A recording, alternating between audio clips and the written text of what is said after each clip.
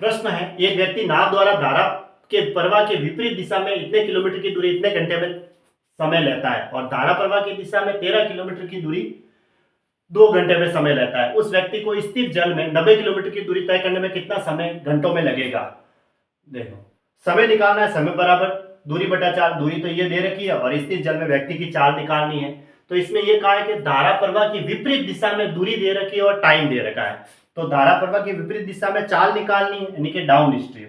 तो down stream हो जाएगा। डाउन स्ट्रीम क्या हुआ? चाल बराबर दूरी बटा समय। दूरी तो दे रखी है, देखो 4 3 12, 12 और 3 15 बटा 4। और समय का भाग दूंगा, 2 को 1 से गुणा किया 2, 2 और 1 3 बटा 2 हुआ। 3 बटा 2 का भाग दूंगा तो गुणा में हो जाएगा, तो 2 बटा 3 हो जाएगा। 3 से इसको मैंने काटा 5 बार, इसको इससे काटा तो कितना आया? 2.5 किलोमीटर प्रति घंटा आ गया। ठीक है, अब आएगा, कह रहा है धारा प्रवाह की दिशा में दूरी दे रखी है और टाइम लेता है। ठीक है, तो धारा प्रवाह की दिशा में क्या होता है? अप स्ट्रीम होता है, यानी कि धारा प्रवाह की दिशा में चाल, चाल बराबर दूरी बटा समय, यानी 13 बटा 2 बराबर 6.5 किलोमीटर प्रति घंटा।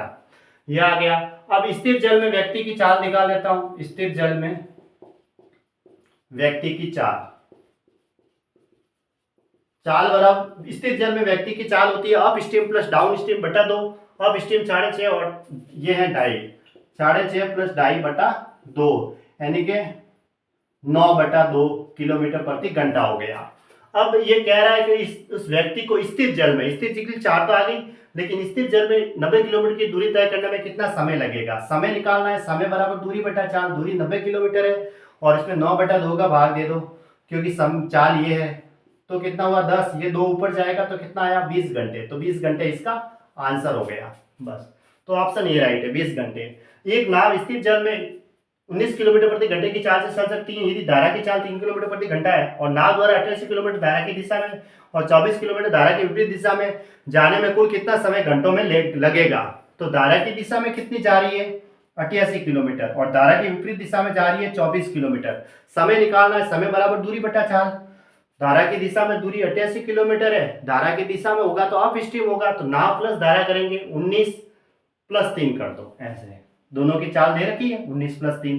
और धारा की विपरीत दिशा में समय निकालना है, समय बराबर दूरी बटा चाल। विपरीत दिशा में निकालेंगे तो नाव माइनस धारा, यानी कि 19 माइनस 3। ऐसे देखो 88, 19 और 3 22 हो गए, 22 का भाग 88 में दे देंगे ऐसे, प्लस 24 बटा 16, ये कितना बार गया? 4 बार, 416, 624, 3 बटा 2, यानी कि 1.5 और 4 कितना हुआ? 5.5 घंटे।